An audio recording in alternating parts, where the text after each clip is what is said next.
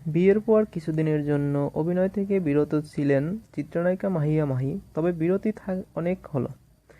এবার আবারও অভিনয়ে ব্যস্ত হচ্ছেন এই নায়িকা।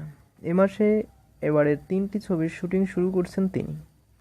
বিয়ের পর বিরতির ফাঁকে হাতে জমা থাকা কিছু ছবির কাজ করেছেন মাহি।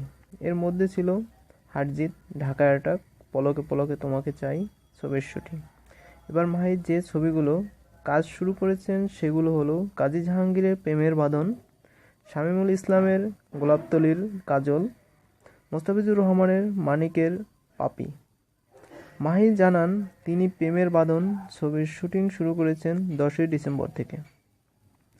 গোলাপতলির কাজল ছবির শুটিং 21শে ডিসেম্বর থেকে এবং পাপি ছবির কাজ হবে জানুয়ারির প্রথম সপ্তাহ থেকে। পাপি ছবির জন্য ডিসেম্বর থেকেই প্রস্তুতি নেওয়া শুরু করবেন তিনি। মাহিয়া মাহি বলেন, বিয়ের পর শ্বশুরবাড়ি সময় দিয়েছি, ফাঁকে ফাঁকে 2-1টি কাজও করেছি, মাঝে বেশ কয়েকটি ছবির চুক্তিবদ্ধ হয়েছি। আবার পেশা অভিনয়, তাই টানা কাজের মধ্যে থাকতে চাইছি, তা না হলে চুক্তিবদ্ধ হওয়া ছবিগুলো নির্দিষ্ট সময়ে শেষ করা যাবে না।